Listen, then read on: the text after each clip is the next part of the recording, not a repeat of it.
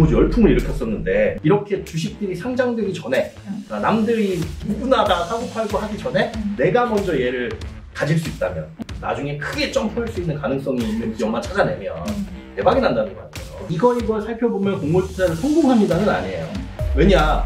모르고 투자했을 때가 저는 사실 더 짭짤했거든요. 그래서 현명하게 수익을 내는 방법을 알려달라고요.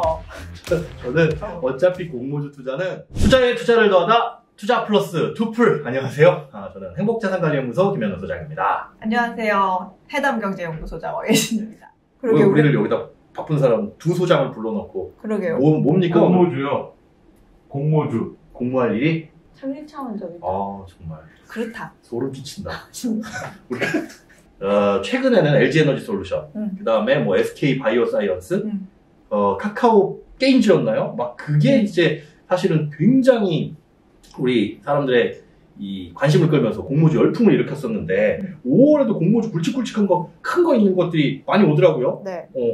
보니까 대명에너지, SK 쉴더스, 가온칩스, 원스토어, 비플라이 소프트, 테린페이퍼, 청담글로벌 종목들을 보니까 한 10개 종목, 10개 기업들이 지금 모여있는 것 같아요. 뭐 마음에 드시거나 관심 있는 거 있으세요? 저는 네. 요 중에서 테린페이퍼. 테린페이퍼? 테린페이퍼. 뭐 하는데요? 이제 종이 만드는 제지회사 같은 느낌은 드는데. 그러니까 페이퍼니까 페이퍼 그 만드는 회사인데 이게 우리가 인터넷 쇼핑몰에서 쇼핑을 하면 네. 그 골판지로 만드는 박스 배송해서 주잖아요. 요즘에 그거 엄청 돈 많이 벌었다고 네, 근데 그 골판지 만드는 회사 중에서 아마 우리나라에서 규모가 제일 큰 회사일 거예요. 그래서 아무래도 저는 공모주 투자 같은 경우에 그래도 어떤 투자든지 좀 잘 아는 회사를 투자해야 되는데 네, 그래서 좀 인터넷 쇼핑과 관련된 뭐 인터넷 쇼핑 뽁뽁이도 있고 뭐 비닐도 있고 하겠지만 포장지, 그래도 예. 친환경 포장지, 그러니까 골판지니까 앞으로 좀 이게 더 수요가 괜찮지 않을까 싶어가지고 저는 테린페이퍼 괜찮아 보이는데 이게 사실 공모주가 좀 그런 거 있어요. 아무리 좋은 종목이라도 처음에만 이렇게 반짝하고 뛰었다가 다시 이렇게 그쵸. 항상 이 그 주식이라는 게 공모주가 처음에 돼도 다시 제자리로 그 기업 가치에 맞는 제자리로 돌아가기 마련이거든요. 네.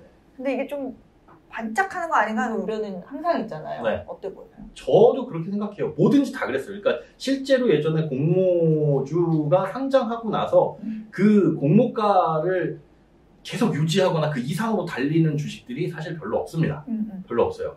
대부분 첫날에 혹은 둘째 날까지 바짝 뛰다가 이제 쭉 가라앉기 시작해서 밑으로 빠지거든요. 그래서 저는 공모주 투자를 할 때 이렇게 보면 그래 굵직굵직하네 하는데 끝까지 가져갈 생각은 사실 안 합니다. 그냥 싼 값에 사고 바짝 튀었을 때 팔고 지켜보자. 그럼 막연한 거 좀 말고 네. 5월 공모주 중에 좀 소개해 주실 만한 그런 좀 이렇게 눈에 이렇게 들어오는. 저는 이거 아마 다들 이거는 아실 거예요. 그러니까 뭐 테린페이퍼 그러면은 그냥 유추할 수 있지만 이 기업은 다들 들어보셨을 거다. 원스토어. 그렇지. 원스토어 휴대폰에 깔려 있잖아요. 그런데 뭐야 이거 구글 앱스토어도 아니고 원스토어 뭐야 이거 듣보잡. 무슨 느낌인지 알아요? 그런데 여기도 앱을 판매하는 앱 마켓인데 국내 토종 앱 마켓입니다. 맞아요. 그리고 굉장히 사실은 이 마켓시어가 커요, 생각외로. 되게 그리고 막 알짜 앱들 많아요. 맞아요. 그리고 여기가 왜 인기가 있냐면 그 앱을 개발하는 사람들 입장에서는 수수료가 싸대요. 구글 앱스토어나 이런 데다 올리는 것보다 여기에서 판매되는 게 수수료가 싸서 이쪽으로 접근하는 분들이 많아요. 많은데 사실은 더 좋은 거 아니에요, 그러면. 그 앱을 판매하시는 분들이나 우리나라 또 토종 기업이고 그러다 보니까 좋은데 아직까지 널리 알려져 있지는 않은. 하지만 물어보면 다들 알고 있는 기업. 원스토어 모르시는 분들은 없을 거예요. 그렇죠. 그 옛날부터 깔려있던 원스토어가 이 원스토어입니다. 그게 드디어 상장을 한다는 거. 이 상장을 할 정도의 기업이라고 한다면 굉장히 크다라고 볼 수가 있겠고.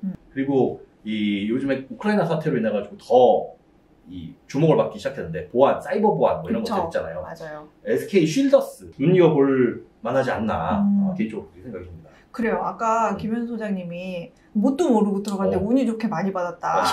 여러분 그거 절대 따라하시면 안 됩니다. 운이 좋게 자막 좀 이렇게 넣어주세요. 자, 그때의 경험을 빌어서 공모주를 투자 꼼꼼히 좀 살펴봐야 될 거. 이게 근데 높아심을 말씀드리는데 이걸 살펴보면 공모주 투자를 성공합니다는 아니에요. 왜냐? 모르고 투자했을 때가 저는 사실 더 짭짤했거든요. 그러지 말라고 지금. 그런 의도가 아니라고 이 방송이. 그러니까 다 아셔야 돼요. 안다고 해서 투자를 잘하는 것도 아니고 오히려 꼼꼼하게 따져보고 그 기업의 리스크라든지 이 투자 방법의 위험을 알고 있으면 망설이게 되고 투자를 못하는 경우가 더 많이 있어요. 그거는 이제 알고 계셔라. 그래서 이걸 보면 그래 이런 것들을 꼼꼼하게 따져보면 공모 투자에 성공할 거야는 절대 아니다. 하지만 최소한 이런 거는 위험하다라는 건 알고 있어야 되잖아요. 보통 우리가 공모주 투자를 할 때 보면 그런 거 봐요. 이게 가격이 적당하냐. 근데 가격이 적당하고 않고를 저는 모른다라고 생각을 해요. 왜? 예를 들어 상장되기 전에 3만 원에 거래되는 게 뭐 이렇게 쭉 수요 예측해 보니까 뭐 수요 예측하고 판단해 보니까 이게 35,000원이래. 그런데 그 35,000원이 적당한 가격이라면 그 가격에서 고정돼야 되잖아요, 사실은. 맞지 않아요? 상장하고 나서? 근데 상장하고 나서 따상이 가는 건 이 가격이 적당하게 평가 안 됐다는 뜻 아니에요? 그럴 수도 있죠. 네. 늘 그리고 우리 그걸 기대하잖아요. 적당하지 않은 가격. 싸게 평가받은 기업이 뭐냐. 그걸 봤는데 이 기업이 원하는 밴드하고 그 밴드에 맞게끔 시장에서 그 가격을 불러주느냐, 그 오차도 얼마나 되느냐 이런 것들도 봐야 되지만 가격도 봐야 되지만 사실은 더 봐야 될 게 그 주가가 하락할 위험이 얼마나 있느냐. 상장되고 나서 그걸 보는 게 이제 의무보유 확약. 의무보유 확약. 발음이 어렵네요. 그러니까 기관들이 그 주식을 샀을 때 최소한 얼마 동안은 안 팔고 갖고 있겠습니다. 시장에 던지고 팔면 가격이 떨어지니까 그 의무보유 확약 비율이 어느 정도 되는지 그런 것들은 최소한 봐야 될 것 같고 그 다음에 카카오에서 많이 그런 일도 벌어졌죠. 임원들 좀 높으신 분들이 자기가 갖고 있던 주식 막 팔아버리는 거. 물론 이제 차익 실현을 하시긴 하셔야 되겠지만 회사의 주인이라는 사람들이 그 어떤 주인이라는 마인드 없이 주가 좀 올랐다고 해가지고 시장에 팔아버리면 저 사람조차도 믿지 못하는 회사 아니야? 라는 인식으로 강하게 갔잖아요. 비슷한 게 사실은 저는 구주 매출이라고 봅니다. 꼭 반드시 그래서는 아니지만 원래 이 주식을 갖고 있던 사람들이 자기의 주식을 시장에 파는 거, 자기 몫을 얼마치 내놓는 거, 그게 또 너무 비중이 많으면 안 좋게 평가를 받기는 합니다. 받기는 한데, 앞서 말씀드린 것처럼 이게 원칙은 아니다. 이런 거와 아무 상관없이 그냥 사람들이 많이 알고 널리 아는 기업들은 쭉쭉 달리더라. 그래도 이거 청약할 때 뭐 이런 실수할 수 있다. 그런 거 좀 그래도 알아야 되지 않을까요? 좀 주의해야 되는 거? 예전에는 저 같은 실수였을 것 같아요. 덜컥 넣어서 경쟁률 안 보고 넣었다가 너무 많은 물량을 좀 갖고 이게 가격이 막 떨어져 버리는? 근데 지금은 사실 그럴 일은 없어요. 왜냐면 이 균등 방식이기 때문에 맞아요. 최소한 뭐 한 주, 두 주 주겠습니다 이렇게 하는데 지금 주의할 거는 사실 중복 청약? 그쵸. 그거 정도만 피하는 거. 그러니까 증권사 여러 군데 중에 여러 군데에서 모집을 하는데 그 중에 한 군데만 할 수 있습니다. 한 군데만 할 수 있는데 그 중에서 경쟁률 낮고 물량이 많은 곳에 해야 되는데 예전 같은 그 개념을 갖고 있으면 여러 군데 넣을 수도 있거든요. 이러면 다 취소돼 버리니까 그런 것들만 주의한다면은 뭐 공모주 청약할 때 실수할 거는 딱히 없다. 근데 요즘에는 그 공모주라는 게 상장하자마자 팔아야 돼. 약간 그래야 수익이 나. 이런 고정관념이 있어서 맞아요. 어떤 장기적인 투자에 대한 그런 생각을 잊어버리시는 분들이 많은 것 같아요. 장기 투자 권하실 거예요, 공모주? 공모주? 그건 종목에 따라 다른 거지. 어떤 종목이냐에 따라서 나는 그렇게 생각하는데 그래서 현명하게 수익을 내는 방법을 알려달라고요. 저는 어차피 공모주 투자는 많은 주 배정 못 받으니까 해봐야 뭐 균등 방식으로 배정 받아서 한 주, 두 주잖아요. 인기 있는 건. 그리고 그런 게 안전하고. 안전하다는 뜻은 올라갈 가능성이 높고 떨어질 가능성은 그렇게 크게 높지 않다. 왜? 너도 나도 관심 갖고 살려고 하니까. 그 뜻에서 안전이라는 겁니다.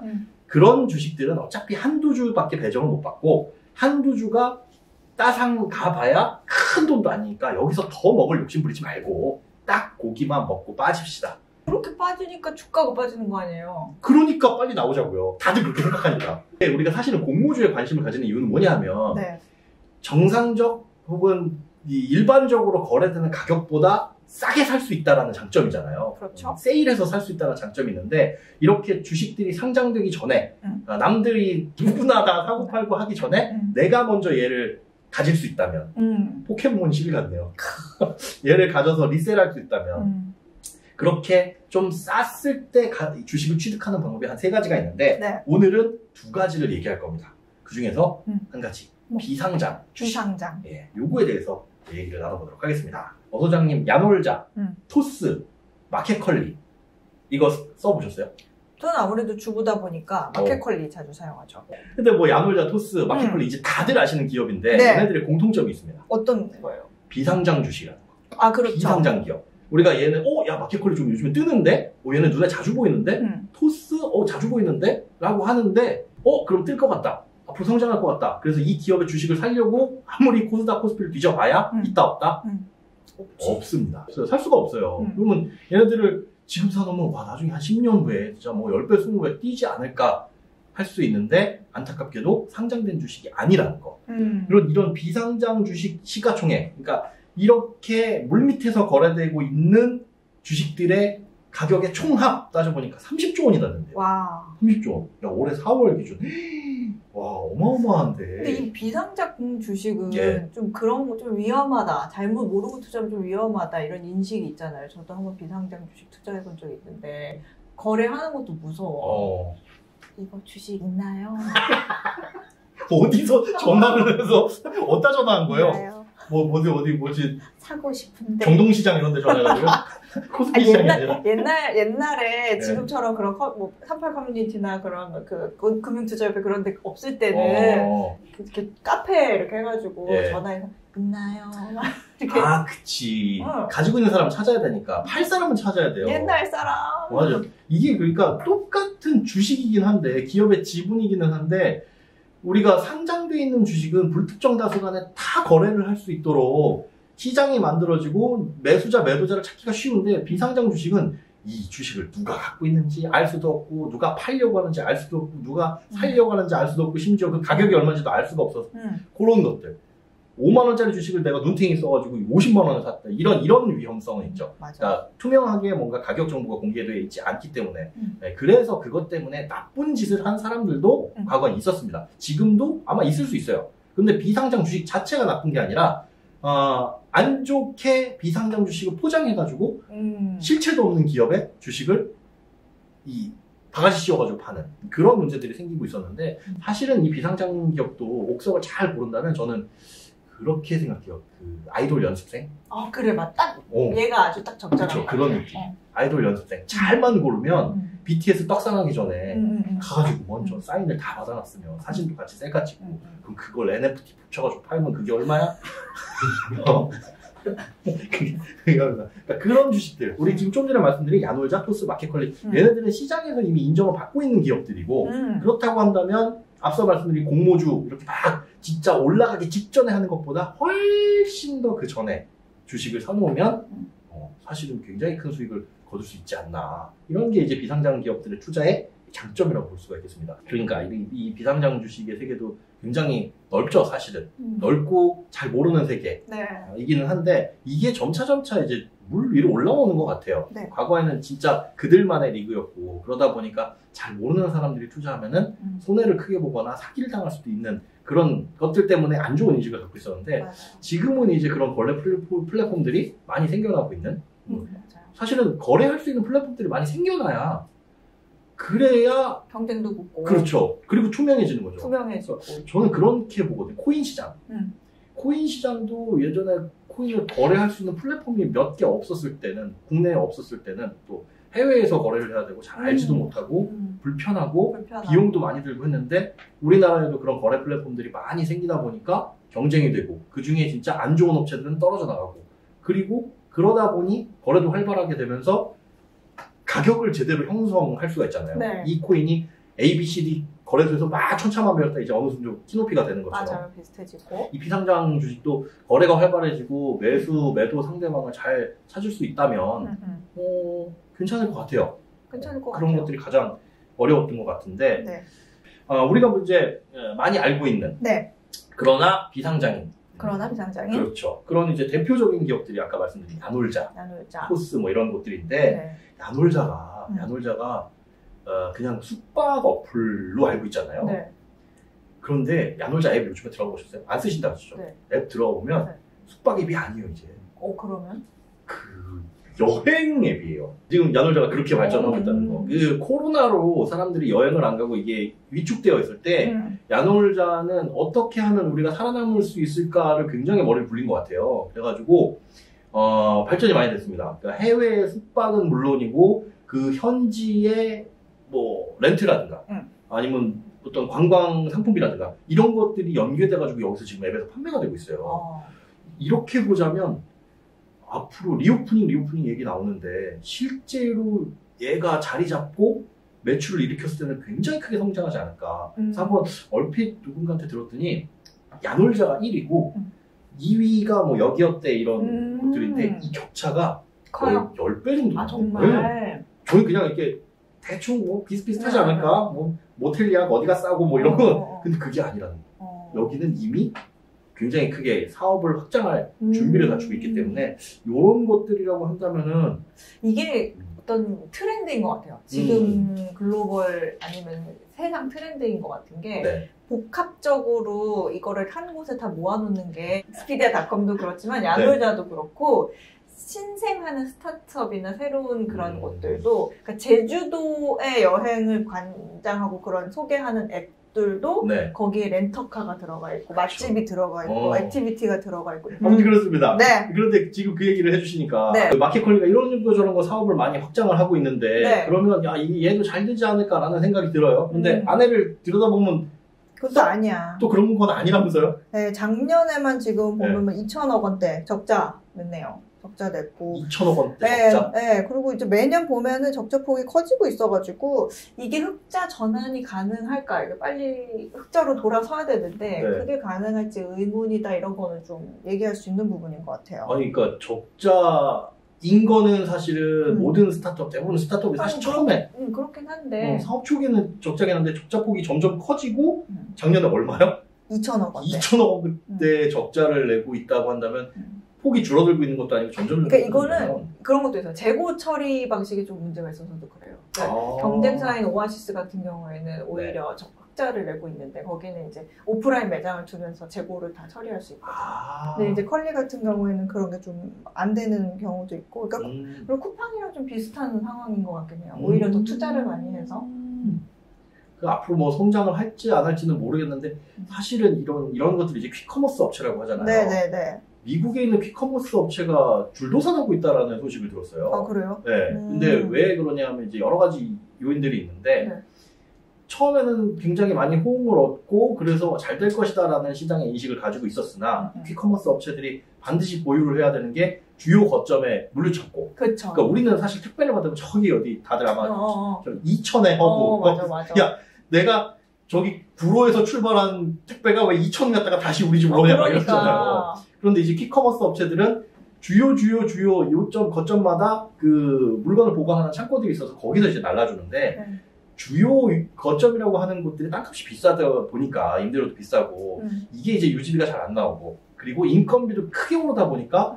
야 이거 똑같은 가격으로 가격 경쟁력이 없는 아무리 물건의 질이 좋다고 하더라도 그래서 이제 점차 문을 닫는 업체들도 많이 늘고 있다고 하는데 컬리도 사실은 기본적으로 거기서 출발을 한 거니까 그러니까 막연하게 우리가 그래 인지도 높아 앞으로 성장할 사업 같아 라는 생각은 갖고 있었지만 이런 재무구조를 뜯어보면 또 그렇지는 않다라는 거? 맞아요. 이 컬리 같은 경우에는 그 전자공시 시스템에 그래도 감사보고서가 계속 올라오거든요. 그거 보시면 또 정확하게 좀 더 알 수 있어요. 네. 비상장 주식이라고 하더라도 그런 공시 같은 것들은 다 우리가 살펴보고 이 기업의 주가가 적정한지 벌써 주당 10만 5천 원 정도 형성이 되어 있다고 하는데 기업 가치는 4조 원이라고 하고요.